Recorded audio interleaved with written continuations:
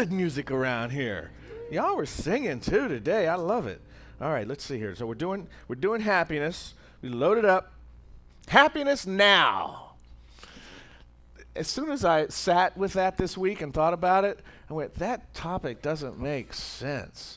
And here's why I say that, because, when I realize that I'm happy, it's not now anymore. Now is this weird thing. It's like, how do you recognize now until you've recognized it and then it's gone, right? So it's happiness was, and happiness will be. And when you're feeling happy now, you don't even know it, but you're feeling it. What the strange thing about happy? It's a very interesting word, happiness. It goes way back. It was, did anybody know the source of this word, happiness? From hap, a Viking word that meant luck or chance. Now, the Welsh always change everything up. I like the Welsh take on it. The Welsh take on hap was wise. And to be happy is a wise way to be in the world. It's pretty cool. And as I was looking through this whole thing about hap and seeing it, it changed from luck. It changed from luck to being chance, good fortune, around the 1500s or so. But prior to that, it was, if you had happiness, you were just lucky. And I guess if you're a Viking, you're lucky just to get home. So that was a great happening. We went to sea and we got home. Hap, yeah, like it. All right, Surprised there are not more Vikings that are named Hap. And then I was thinking that luck is what the Vikings need this year, but then I realized they're actually doing pretty good this year. Normally they need hap. Normally they need hap, but this year they just got skills, I guess. And as I was looking through the story of Hap, I also came across that phrase, happy as a clam. And I was like, what is that all about? Then the rest of it is happy as a clam in mud. So, still, what is that all about? Do you know the story? Any clammers out there? Of course not. This is Simi Valley. We have no water. But if you raise in New England or one of those places where they do clamming, the Carolinas, what? What, you know it? So tell me, happy as a clam in mud. Why is a clam in mud happy? Yeah. You see him shoot up. So the rest of it is happy as a clam in mud in high tide. That's what makes him happy, because he's so deep in the mud and he's at high tide, you can't dig down and clean him up. So he's like safe. So that's where happy as a clam and that's tangent number 1 for the day. Sounds what? Was it? I don't know. Tell me. It's sort of a tangent. I mean, I didn't intend to get that far involved in it. So that's the tangent part of it. Now, this part is not a tangent. This is planned. My favorite happy understanding of happiness comes from Winnie the Pooh. I love Winnie the Pooh. He's one of my favorite philosophers. So Winnie the Pooh goes downstairs one morning and he says, gee, I wonder what's for breakfast. And he opens up the cabinet and there's nothing but honey. That's all he's got is honey. Think about that. He's so excited. He's like, oh, gee, I wonder what's for breakfast. He's wondering what's for breakfast, and the only thing in the cabinet is honey. Well, dude, there's only honey. What do you mean what's for breakfast? It's going to be honey. It's a great way to explain happiness. You just take whatever your condition is, and you make a choice that you're going to be just really okay with it, even if you open up the cabinet and it's not. Oh, honey again. It's like, oh, honey, that's happiness. See, that's a really great feeling. And when you go back in time, all the way back to the Greeks, now they had a different word. They were pre-Vikings. They had that word, eudaimonia. Yeah, eudamonia, eudaimonia. And it means happiness. And that's what Aristotle said, that life was about the pursuit of this thing called happiness. And then William James came along and said the same thing. And then this guy, this happy guy, the Dalai Lama, said the same thing. He said, I think the very motion of our life is toward happiness. You know? I mean, prisons are full of people that thought it was a good idea at the time to do something that they did, you know? Yeah, I know that lands on you a little bit late. Think about it. You know? It was a good idea at the time. Now look at where I am. But happiness is what we're all out there trying to do. It's all what we're really looking forward to. But the problem is, what is this thing called happiness? Like I was saying, I have to like point to Winnie the Pooh to tell you what happiness is. Happiness is, as Daniel Gilbert, a really great guy, wrote a book called Stumbling on Happiness. And here's what he says about it. Happiness is the you know what I mean experience. You know what I mean when I say I'm happy, but I don't know what it is. It's kind of like the Potter Stewart thing when they came back in the 60s when he was doing the pornography case. Do you remember that? No, because you guys are young. I love that. Where I came from, they would all remember that because they're like all old. They're like, yeah, I remember that. But see, what he said, what he said was about the case. You may remember the line. He says about pornography. He says, well, I know it when I see it. He didn't understand how to explain what it was, but he knew it when he saw it. And happiness is a lot like that. You know it when you see it. You see, it's this constant, but it's not something that we can actually say. It's kind of like beauty. We can point to the things that make us happy. We can point to the ideas that bring happiness into our life. But when it comes to explaining it, it's you know what I mean experience. What I think about happiness and what you think about happiness may be two different things. And even the things that both make us happy may be coming to us from different directions. I might be happy about vanilla ice cream because of the flavor, where somebody else might be happy because it's sweet. And, but it's still vanilla ice cream, but it's coming from a different perspective. And happiness is a lot like that. See, it has no object reference point at which you can come to it. But it rates on our emotional feeling Richter scale. It shakes us at, and depending on what it is that we're talking about, it may shake us at a 10 or it may shake us at a 4. But it shakes that scale, that emotional scale that allows us to feel this sense of joy. And one of the things that we're trying to move toward, if we go back to the Dalai Lama thing for a minute, we're looking for a way to get the Pooh experience in life around happiness, to reach that space of happiness where it doesn't matter what the life deals us. The ups and downs are going to come, but there's this set point that we can come from. It's not, we're not talking about pleasure. Pleasure is a very short-lived experience. Pleasure is different than happiness. Happiness is something that's lasting. It's something that can be a constant. It's something that we can incorporate into the matrix of our being by making a choice to feel that way and to understand. And that's the beautiful thing about our center and our teaching, is knowing that life is good, knowing that life changes, like the song changed this month, but knowing that the change is always going to lead to something good. And if we can understand that, we can live our lives in a place of wholeness, and we can bring this sense of happiness into everything that we do. Even the tears that we cry can be an expression of our happiness. It can be an expression of whatever it is that we're feeling grief about or feeling sadness about, and the joy that we have the emotional connection to our bodies, to our feelings, to emote whatever it is that is coming through us. See, this thing about chasing along that you know what I mean experience is a wonderful thing in the end.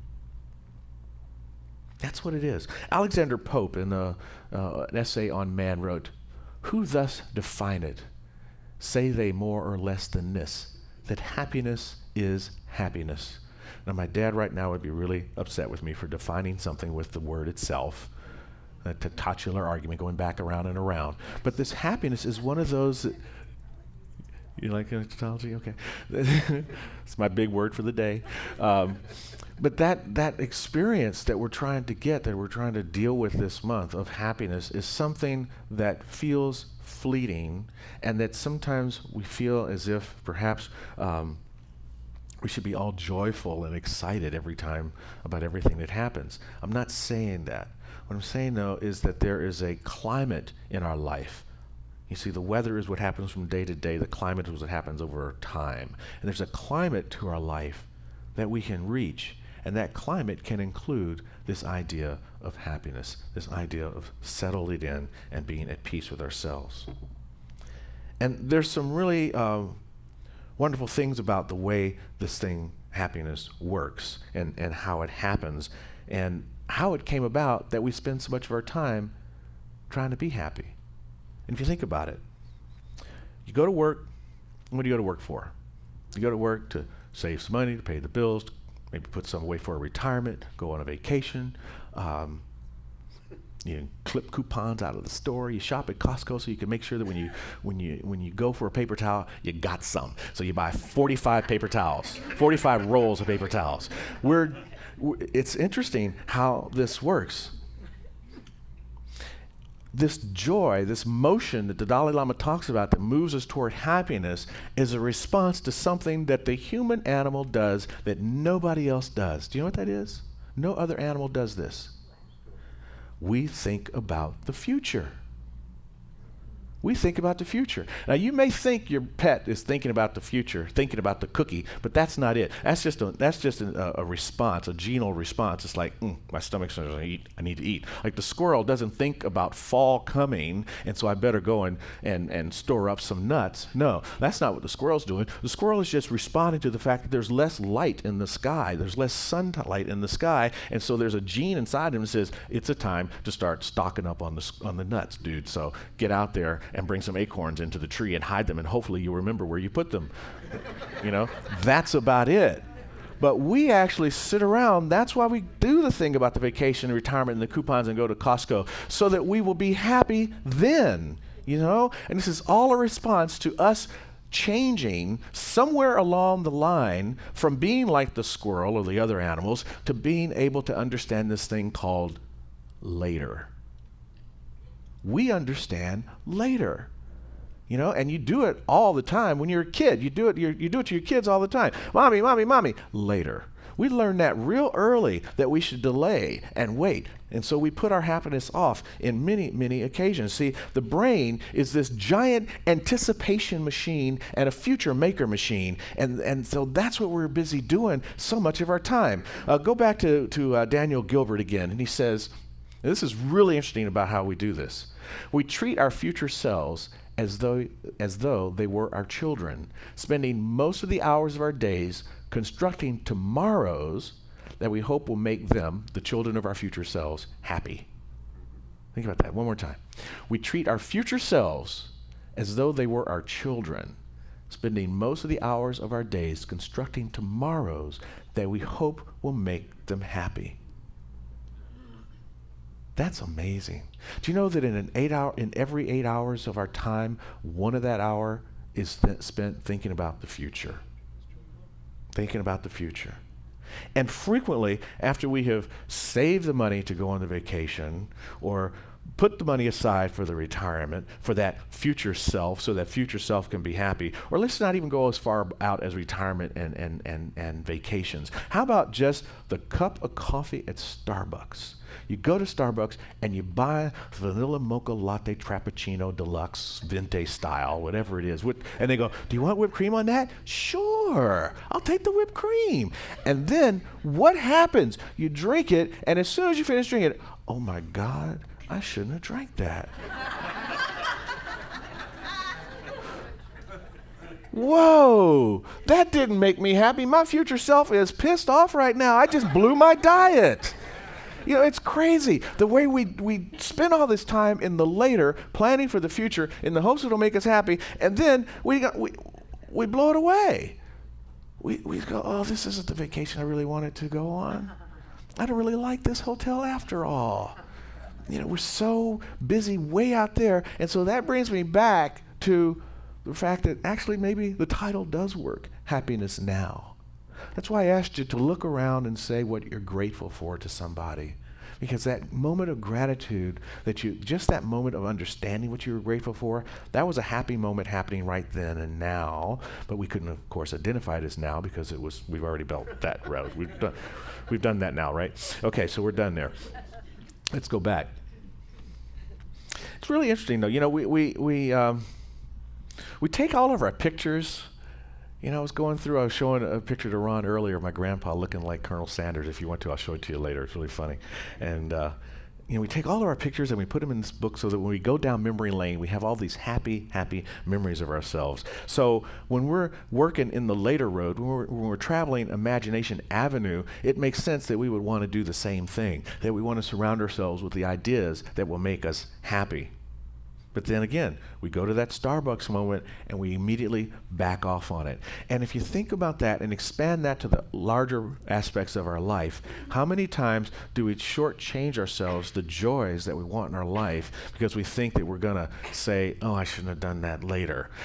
This is why we do spiritual practice. This is why you come each week. This is why we talk about having a practitioner, going into prayer, taking the classes, and studying our teaching. Because what you get to do from that experience is you get to know yourself. You get to understand what your desires, what your wants, what your needs really are, so that you can avoid the, oh, I shouldn't have drank that moment. So you can avoid the, what was I thinking? Oh, that was a bad investment. I didn't get the return on my income that I was looking for. You move past those kinds of judgments about yourselves and begin to understand, through understanding our teaching, how worthy you really are, how special we are, how God doesn't make mistakes, and none of us are mistakes. And there's nothing that we're going through that is wrong about what we're going through. It's simply what we're going through. And so to get to that set point, that happiness set point, that's what I'm talking about.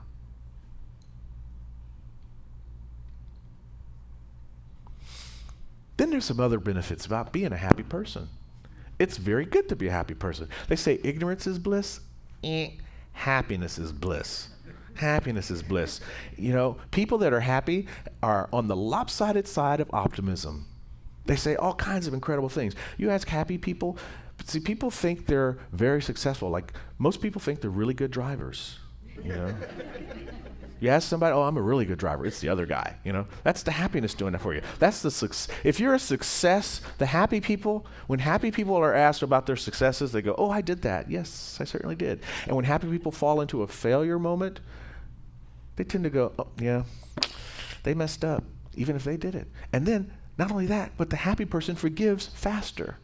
They might say they messed up, it's okay, I'll forget it over the long term. This is science. This is neuroscience proving this. This is helpful to be happy. They say that happy people are self-centered and selfish, but happy people are more likely to be helpful than non-happy people are. They've done these really interesting experiments. I love the money phone booth experiment. So they take some people and they tell them a bunch of jokes and tell them all kinds of wonderful things about how worthy they are and get them really pumped up and feeling very happy, you know? And then they, in a phone booth, they'll have them in a phone booth. I don't know how this experiment works if they put them in a phone booth, but they do. And they find money in the phone booth. Right? You reach in the thing and there's money in there and they, boom, ooh, I got some money. And then while that person's in the phone booth, the people that are doing the experiment have a plant, and the plant will go by with a bunch of papers and drop the papers. And the people that have been buoyed up in their happiness and just found the money in the phone booth are more likely than the control group who did not get all those things to say, hey, can I help you pick that up? They're more helpful. They're more courteous. People that are happy are more sociable, they're more flexible, they're more cordial, they're more creative. They take the happy people group, another experiment, happy people group, not happy people group. Here's the deal. You got a box of tacks, a book of matches, and a candle. You're supposed to light the candle and create a situation where the candle wax does not drop on the floor.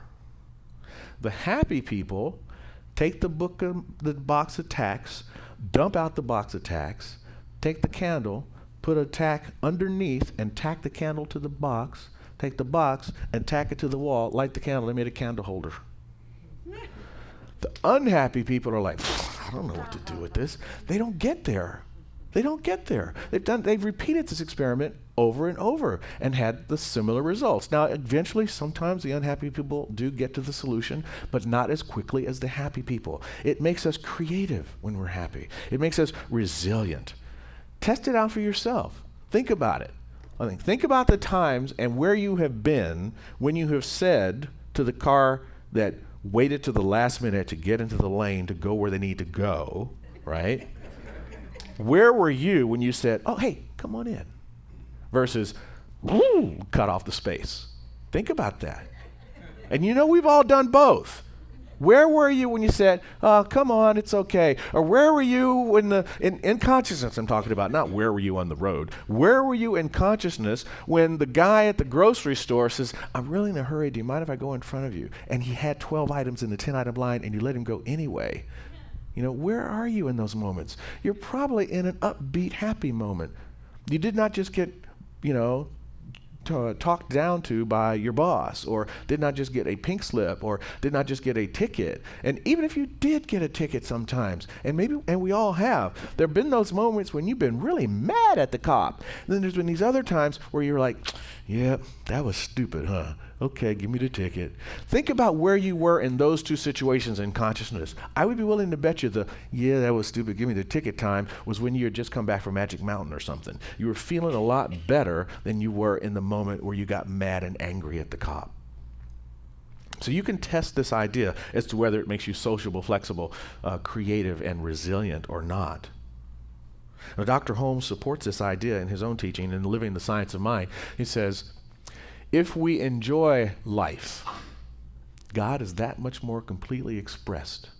The world is to that extent a happier place in which to live.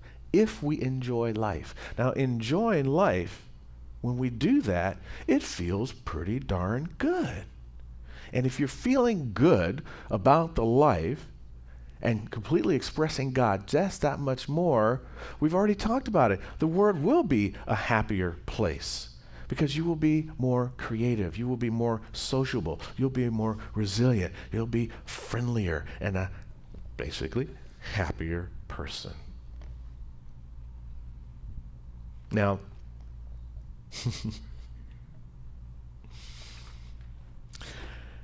you ever had you told somebody something and give someone an announcement like, oh wow, I'm gonna go so and so and so and so. I'm gonna do such and such and such. And they say, oh, I'm really happy that you're gonna do so and so.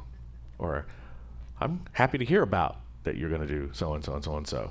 When you hear happy that or happy about, that's a time to share a little love. Because the person who just said that to you ain't feeling too happy. That's not happiness. Happiness is the direct expression of your happiness. I'm happy to go to Magic Mountain. I'm happy on that roller coaster. I'm happy eating this fat burger. And then the person across from you who's on a diet who can't have the fat burger is saying, I'm really happy that you're having a fat burger. So for you happy people in the world who are out there expressing your happiness, and then you hear that I'm happy about, that's when you can use your happiness to make the world a better place by sharing some compassion and some love for somebody, because that will show up. The other thing that comes up around happiness is about this thing about money and wealth. And we talked a little bit about it in that song, and happy for my wealth, period, happy for my wealth. Well, wealth is more than the money. Happiness is, the wealth is about the joy that comes from wealth is expanding yourself beyond the idea of wealth equaling money. Wealth is the abundance and the prosperity, the plenitude that is available to us in the universe. I'm going to tell a little inside story, but it's not that inside because we all belong to the center, we all own it. So I came in and, I want to do a few different things. And one of the things I wanted to do was to have a more presence for the announcements. We tried the announcement song. Okay, we're going to say yes to something else. So now we're saying yes to the sort of modified announcement way. But another idea I had was to have a bigger monitor in the lobby for the announcements. And, went to the board and we talked about it. And we're a prosperous center. We do really well. And part of the reason we do really well is because we have good stewardship. And in that stewardship, it became very clear that, Steve, that's nice that you want a nice big monitor for the lobby. And later was the answer. And I was like, huh?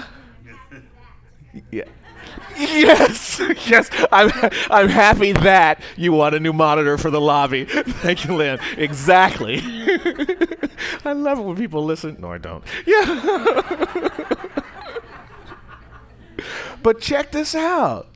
So like 2 years ago, a friend of mine said, I'm going to remodel the back room and we're going to give away the big screen TV. Would you like it? I said, sure. And it was like 2 years ago and I'd forgotten all about it, And then like a week or two ago, he says, hey, we're getting ready to do the thing with the TV. Come over and get it. And I went, oh, okay. But now I'm about to move. Johanna and I are going to move into Simi Valley. So the idea of bringing in a new TV and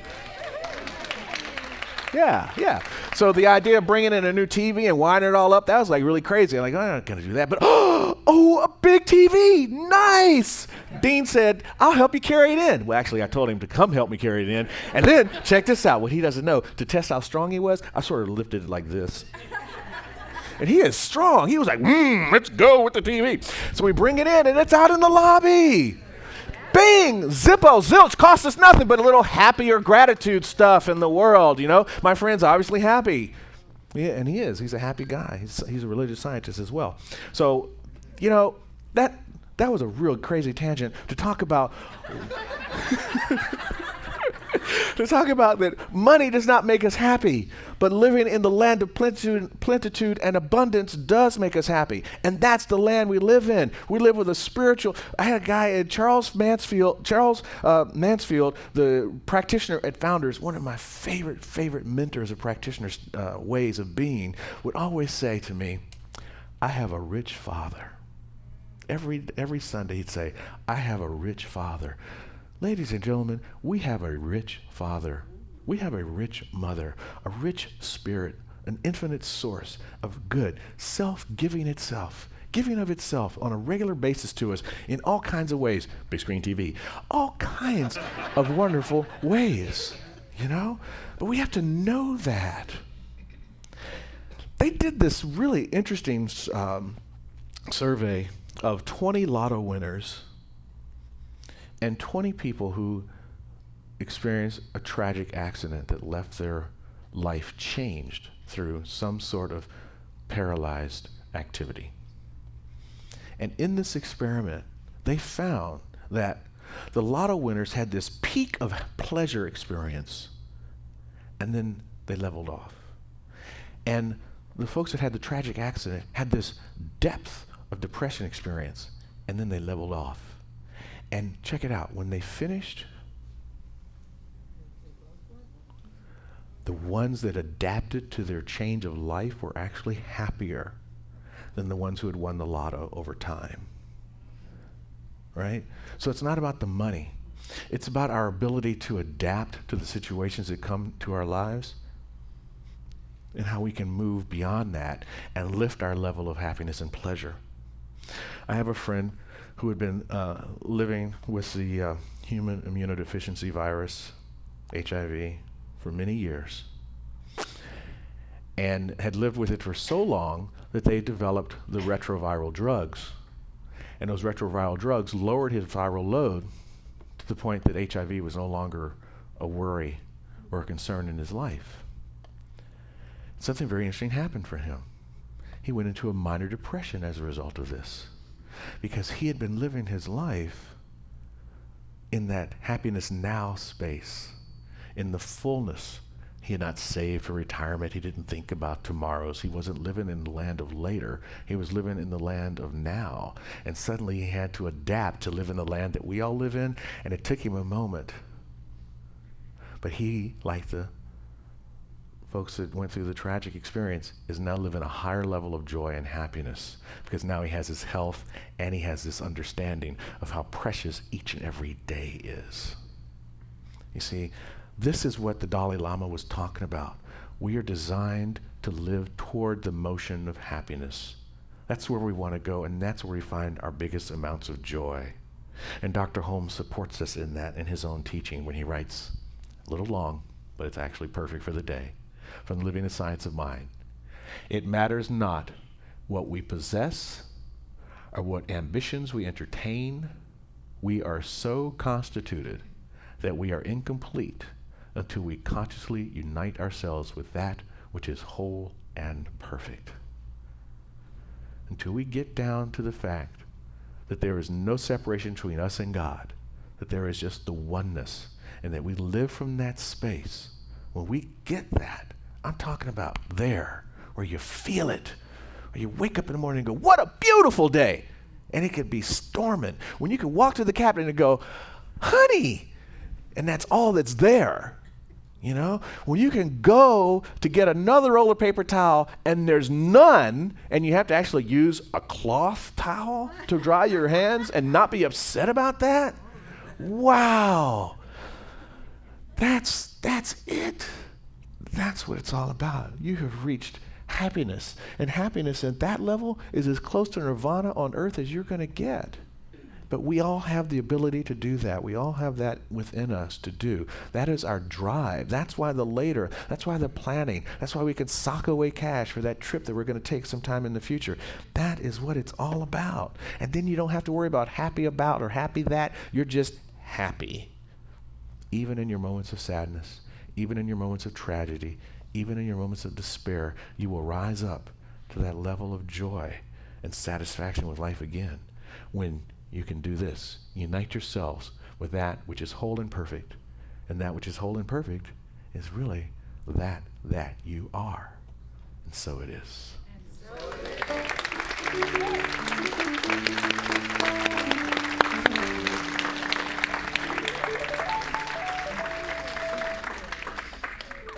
We're going to do our affirmation real quick. One more time. You've already said it once, so let's just say it together. Here we go. 1, 2, 3. I consciously choose happiness, and I make that choice now. And so it is. Yes, indeed. Let's do, we're going to do our prayer today. I'm happy.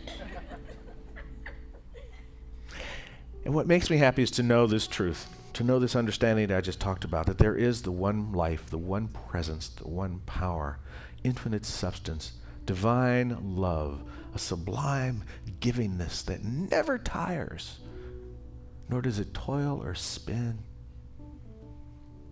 doesn't sweat the big or the small stuff. It knows that it's all stuff, it's all substance, and it's all changing. So as I speak this word of truth for each and every person here, I understand that whatever condition is in your life at this moment that feels like the small stuff or the big stuff, that feels like the stuff you just don't want, worry not, stress not, lower the level of anxiety around it, and come to the understanding of the divine within you. Tap that inner spirit of knowing that life is good. There is a wisdom within you. There is a power and a presence available through you. There is a comfort surrounding you and a love embracing you that knows the answers and delivers the responses that are necessary to bring the most joyous experience of living into your life. I know that life is good. I believe that for each and every one of us. And I know that whatever circumstances are trying to get in the way of that truth are merely an opportunity to go deeper, to allow God to be more fully expressed through you or through whatever situation that is. So we rely on the tapping into the font of infinite knowledge that is available to each and every one of us, and we allow ourselves to take the ladle of our desire and to dip into that cup and to drink sweetly the nectar of spirit. And it is through that process that we are healed of whatever appears to be a malady in our lives. It's simply an opportunity for God to show up as more God in your experience. Yes, in your experience. See, God is fully God, but in your experience, it is looking for the opportunity of union with you to express as more through you. So give it that chance by saying yes. Yes to spirit. Yes to the inspiration. Yes to the knowledge. Yes to the wisdom. It is from this place of deep gratitude that I express this word of truth for each and every one here and release this word into a perfect law that understands, that gives without pause. And so it is. Amen.